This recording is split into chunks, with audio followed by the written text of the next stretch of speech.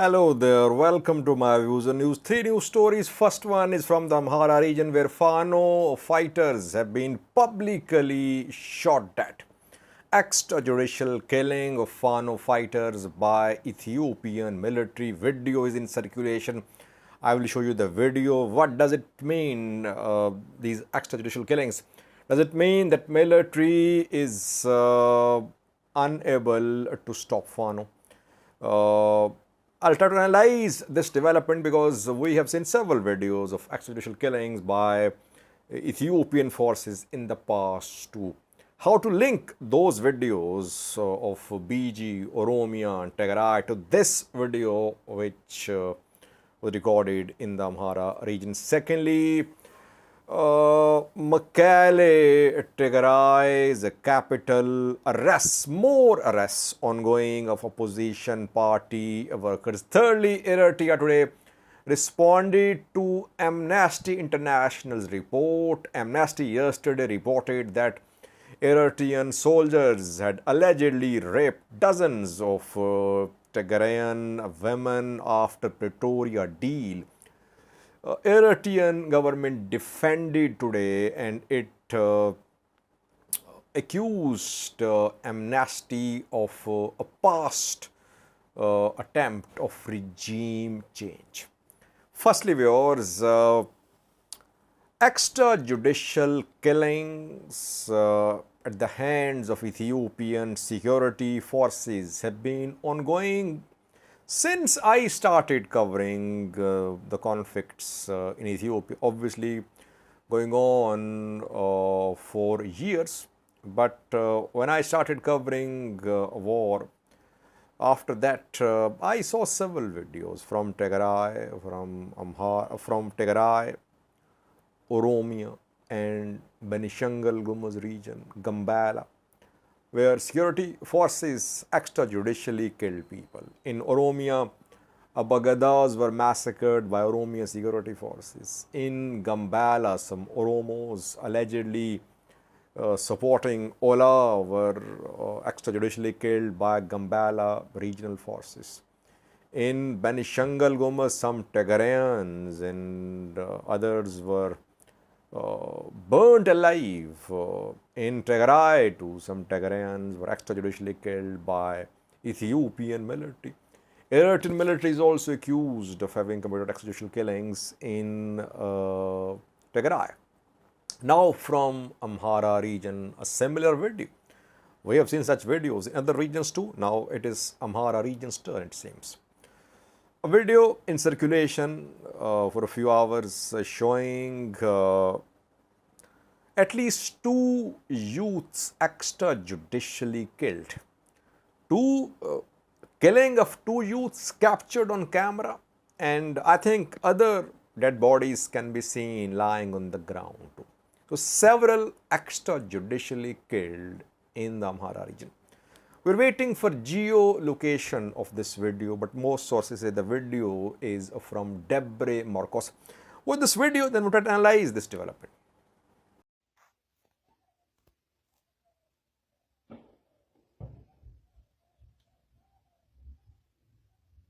I only showed first and 20 seconds of this video. I did not show the part of the video containing the actual killing of Fano fighters at the hands of security forces. So, why do Ethiopian security forces commit extrajudicial killings? And when do they commit these killings? Keeping in view what I have seen, the psychology of Ethiopian security forces, whenever they commit extrajudicial killings, it means that things are not under their control. They want to terrorize people. They want to terrorize the groups against which these killings are being committed. I mean, if there is a small group, a few people, not any major threat to security forces, these groups members are not extrajudicially killed. Only those group members are killed in public which are posing a threat, serious threat to security forces. Security forces are unable to counter the challenge, and sometimes these extrajudicial killings are revenge attacks basically. ENDF, for example, if in a town ENDF soldiers are killed or captured in large numbers, and someone from other side are arrested by ENDF, they could be extrajudicially killed. So if in Debre Marcos, Fano fighters have been extrajudicially killed, it means that military is under immense pressure in Gojo. And everyone knows we were reporting about fighting in Digadimot, Dambicha, drone strikes on Fano fighters in Digadimot 2 days ago. Dozens of ENDF soldiers taken prisoner by Fano fighters in Digadimot, Dambicha as well. Maybe it could be a revenge attack by Ethiopian military against Fano fighters, or it could be a way of terrorizing people, terrorizing Fano fighters, that no one should support Fano fighters in Debre Marcos. Again, waiting for geolocation, but most sources who I talk to confirm the video is from Debre Marcos. By the way, what about the other side? Is Fano killing ENDF prisoners of war extrajudicially? We don't know, but in North Gondar, several dozen ENDF soldiers were taken prisoner by Fano fighters. And Fano fighters had to retreat because of a big counteroffensive by Ethiopian National Defense Force. Fano retreated, but ENDF members were found dead. Did they die in crossfiring or were they killed by Fano fighters? It's not clear. But during Fano's retreat, those ENDF members were killed. So maybe Debre Marcos's extrajudicial killing is a revenge attack, but it cannot be, it should be condemned, it cannot be tolerated. But in Ethiopia, extrajudicial killings are tolerated. It's part of the strategy officially adopted by Ethiopian security forces. So those who are involved in this killing, they're not held accountable.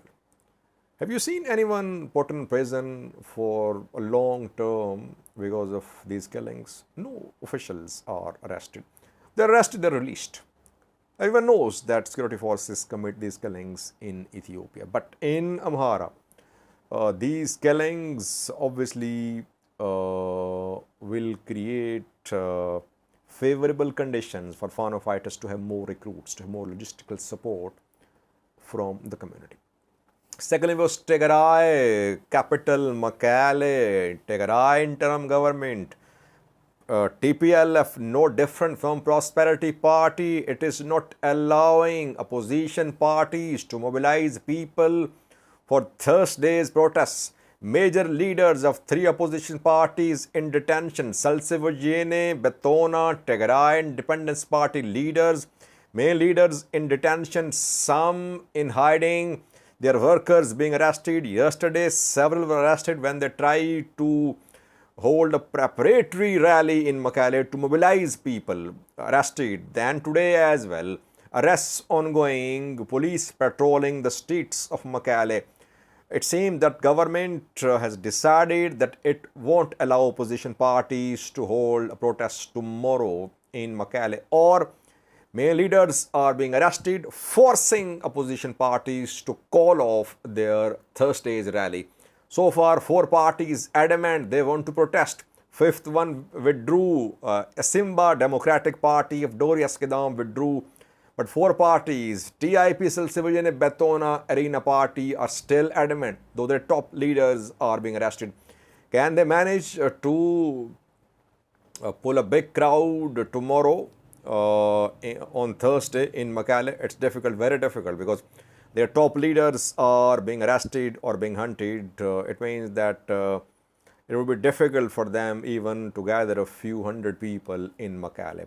But this development has made it clear that TPLF isn't willing to give equal, fair political space to opposition parties.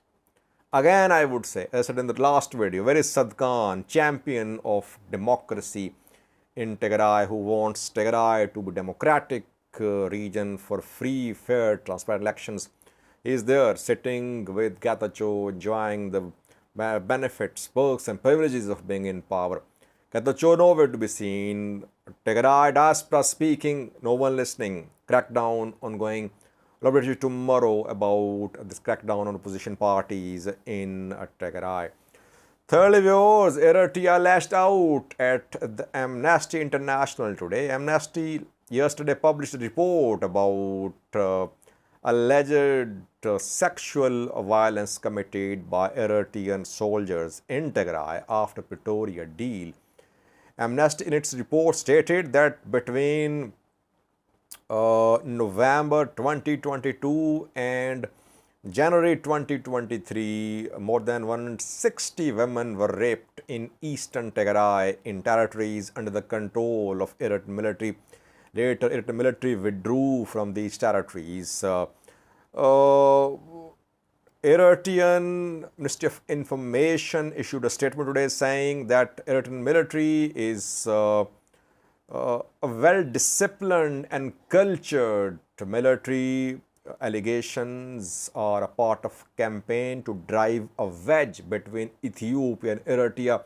The two countries are bound to live peacefully because they are neighbors. Amnesty is working on someone's agenda, almost quote unquote. And Amnesty in 2011 was part of a regime change operation against Eritrea. Amnesty never apologized. So Amnesty owes apology to Eritrea. It should apologize. The report is based on remote interviews. No proper methodology was adopted by Amnesty, and conclusions were drawn just to malign Eritrean military.